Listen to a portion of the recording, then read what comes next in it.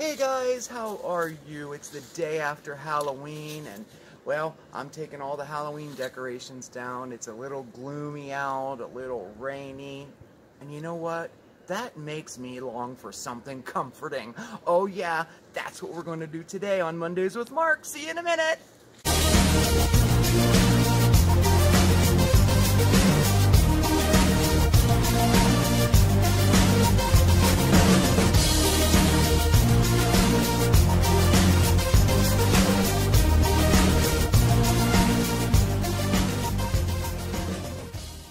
Hey guys, welcome to Mondays with Mark. I'm Mark and this is SmokeySteveAndMarc. Oh yes it is.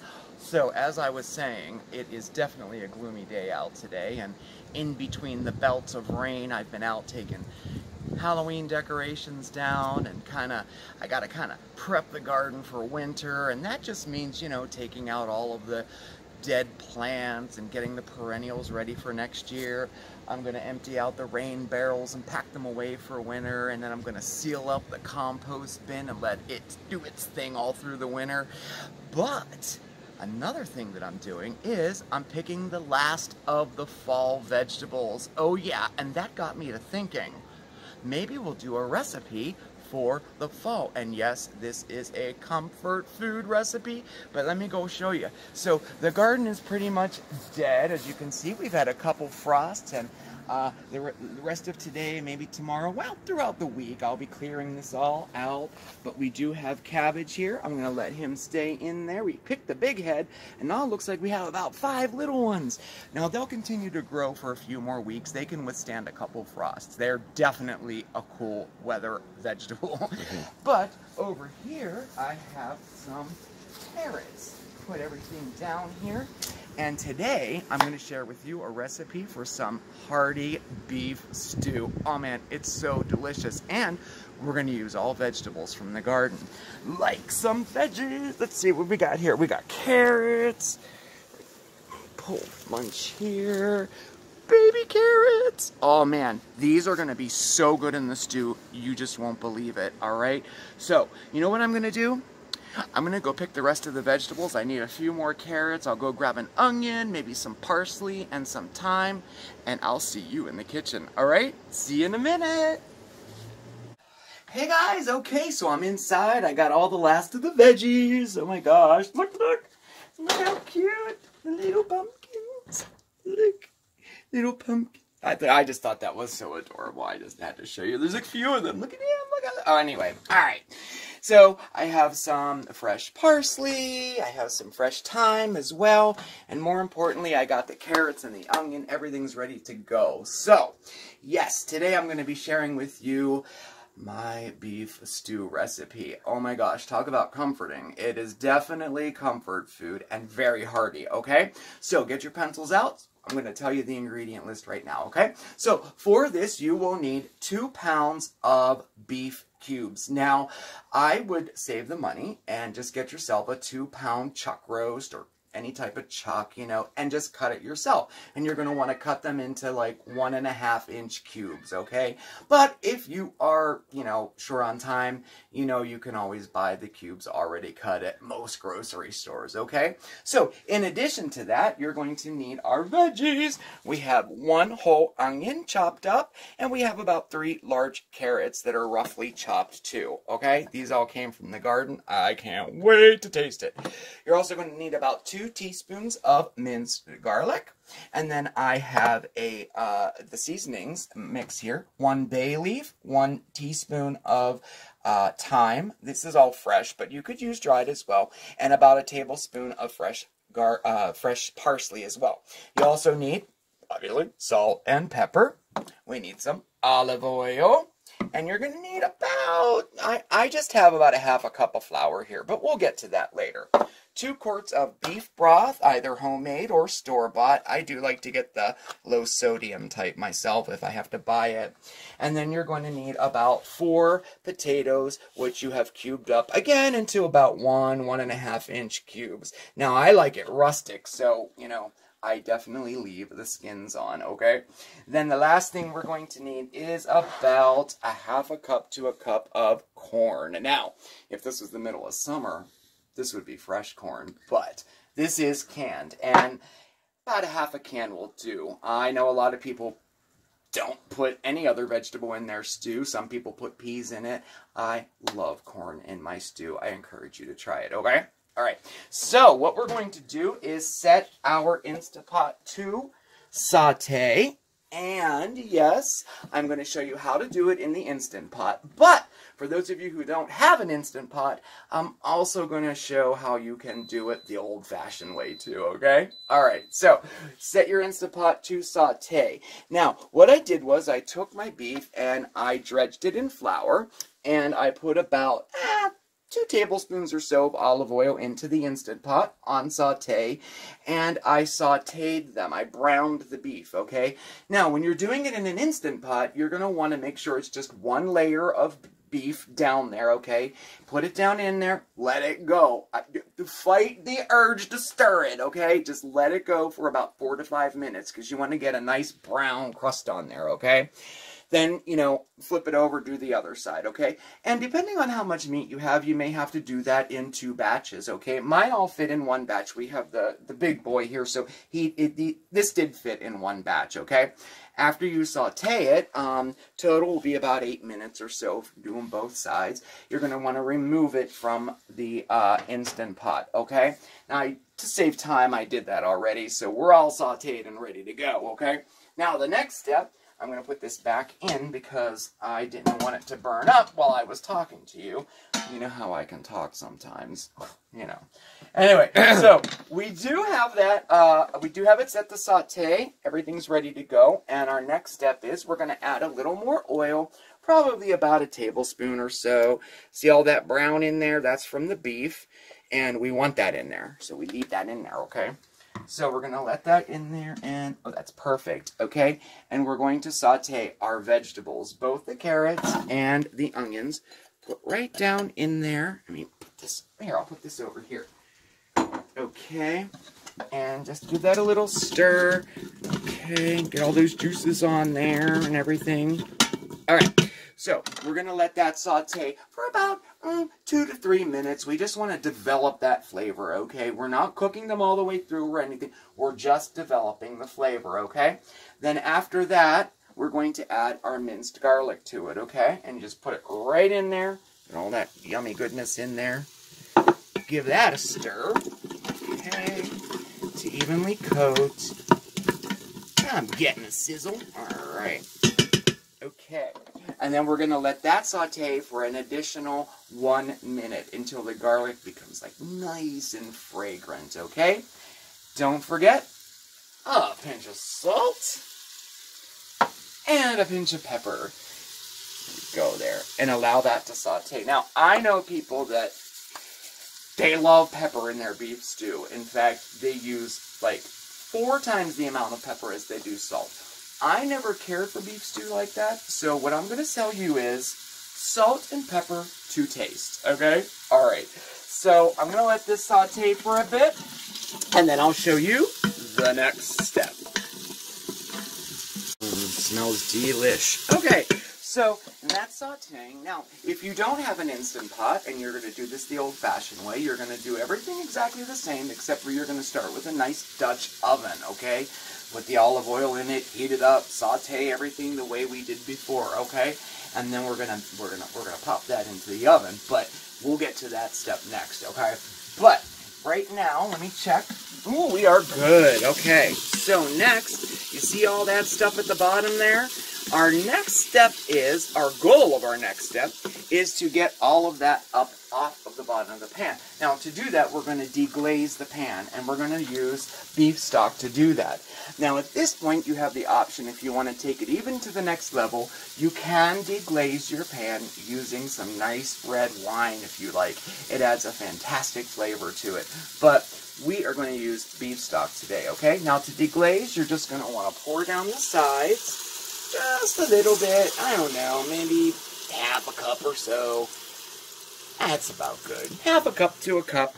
And then you're going to use a wooden spoon or whatever you're using to stir it, and you want to deglaze the pan. You want to get all that dark stuff up off. Now, that is where all your flavor is, okay? So we're not going to get rid of it. There's nothing wrong with it. That's all flavor in there, okay? So let's do that. Let's get all that up, and it should just take a couple minutes. You want to do the same thing if you're using a Dutch oven, too. We want to keep all that stuff in the bottom. You know, we don't want to discard it. We just want to get it up off the bottom of the pan. Now, it's most important to do this if you're using the Instant Pot, because this will avoid the dreaded burn notice. Oh, yeah, don't you hate when that happens with your Instant Pot? I hate that, because I'm like, I don't know what to do. I just don't know what to do.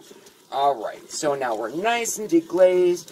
We got all that goodness up off of the bottom, and we're ready to add the rest of our ingredients. Now we're going to add all of our beef stock.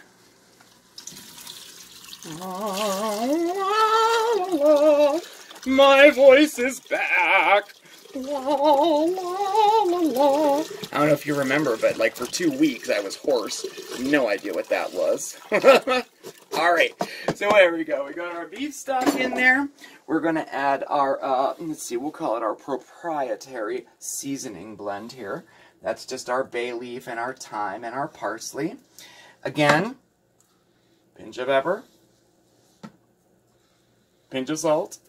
Alright. And we're not going to stir this. I know you're going to want to stir it. I know you are. Don't stir it, okay?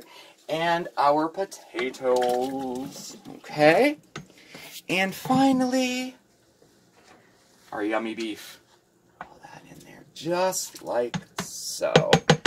Alright, so now at this point, we're going to turn off our saute function, and we're going to turn it to pressure and high, okay? And we're going to put our lid on, and we're going to set it for 20 minutes, all right? There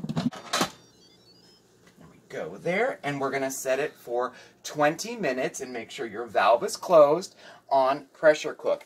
After that, we're going to let it just naturally decompress for about 15 minutes, and I guess I'll see you then. All right, 20 minutes. All right. Okay, so this was actually a viewer request, and I'm more than happy to share my recipes and my DIYs, especially if you requested it. And actually, I had 3 requests for a beef stew, one being in the Instapot, one the old-fashioned way, and actually one being gluten-free. So I thought I would tie them all together, you know, and do it all in one video for you. So, if you are doing this without an Instapot, this is the point where you would pop it into the oven. So, you want to cover your Dutch oven real tight, pop it in the oven at 300 degrees, and you would leave it in there for about 2 hours. Okay, so we are at the point now where we pressurized everything and depressurized. So that was 20 minutes on high pressure, and then we let it naturally decompress for about 15 minutes, and then I manually decompressed it for the rest of it. Okay, and this is what we got. Yum, yum, yum. So let me give it a stir so you can see it. Looks good, huh? Potatoes are just perfect. All right, so now at this point, we're going to turn it off of pressure, and you're going to turn it on saute, all right? And that'll just keep it'll keep it at a simmer for you, okay? So, we're going to stir in our corn, just like so. Give that a quick stir there. All right, and I know for all those of you who would rather have peas, this is where you'd put the peas in. And if you're not using an Instapot, obviously 2 hours have passed, and you've taken it out and uncovered it and stirred in your corn at this point. Okay, so now we need to thicken it up. Now, there's all kinds of ways to thicken up gravies and stews, you know. You can make a slurry out of cornstarch and water and add it to it. Another little tip is to take about a cup of the liquid out of your stew and mix that with 3 tablespoons of flour, and you could stir that back in. But I'm going to share with you, I thought this would be a great opportunity to share with you a little tip that I've used for years and years and years at the restaurant, at home. We're going to make roux balls. Oh yeah, roux balls. Anyway, all a roux is a mixture of some type of fat and flour. We're going to use butter. The butter is going to just take this stew to the next level, trust me. So we're going to take about a tablespoon of butter, which is a little bit soft, okay? And we're going to put it in the butter, or in the flour like that, and kind of cover it the best you can. And then we're going to form it into a ball, and we're kind of squishing like the flour into the butter. Now, you don't want to put so much butter in it that it's all crumbly, you know. We're just kind of pressing it in like so. And there you have a roux ball. Now, once your mixture is simmering like this is, and if you're doing it on the stove, you're going to want to make sure that it's to a simmer, okay? You're just going to pop your roux ball in there like that, okay? And it'll melt, and it'll eventually thicken up your stew. You're going to want to give it, you know, a stir every now and then, just to make sure that it starts to get incorporated in there, okay? And we're going to do 2 for this one, so I'm going to do another one here. And then you just want to continue to do that a tablespoon at a time with your butter and your flour like this until it reaches like the desired consistency that you like. I know there are some people that like really, really thick stew, and other people like it more like a soup, you know. So that's all up to you. I'm putting 2 in, and I think that will be just perfect. So pop that in there and continue to stir and stir. That'll probably take about, I'm going to say 2 to 3 minutes, and you'll know. Okay? So I'll see you then. Okay, so now we'll turn it completely off, and that was on saute, simmer, you know, saute or simmer, get it? Okay, for about 4 minutes, and I used a total of 3 roux balls in that, okay? And we have a consistency like this, and that's how I like mine, so I think that's thick enough for me. The less you use, you know, it'll be more like a soup, and the more you use, it'll be more like, well, gravy. But I think that's a really good consistency there. So, now, if you want to make this recipe completely gluten-free, all you have to do is omit the flour and substitute rice flour for it. You may have to use a little bit more of the rice flour, but it works just as well. That's what we did at the restaurant, and I had really, really good results with it. All right? So, moment of truth. Let's see what we have here. Okay. Looking good. Trying to hold it at an angle so you can see it. And this recipe will make 6 to 8 servings. Feel free to have it or double it. And there we have it.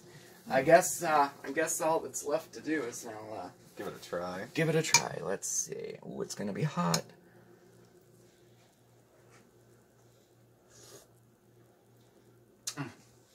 Oh my gosh. Perfect, if I do say so myself. Oh yes. Anyway, I hope you enjoyed this recipe. It was fantastic spending time with you. It really, really was. I hope you give it a try. Talk about comfort food for a chilly fall night. This is it, okay? Oh, if you have the opportunity, please hit that subscribe button. I'd really appreciate it. Click the notification bell so you know when we have a new video coming out. We are on Facebook, SmokeySteveAndMarc. Send me a friend request. I'll accept. I will put this recipe probably in a day or 2 over on Facebook, so you can download it and print it if you want. We're also on Twitter, SmokeySteveA, Instagram, SmokeySteveAndMarc, and all of our contact information is listed right below. That would be our P.O. box and our email address. If you have any questions on today's video, either comment below or shoot me an email and I'll get back to you, okay? Thanks again so much for watching, and remember, please stay safe, stay well, but above all else, I can't say stay spooky anymore. Oh. Well, we'll go back to stay positive, everybody. I have something to do right now, so I'll see you next time. Bye.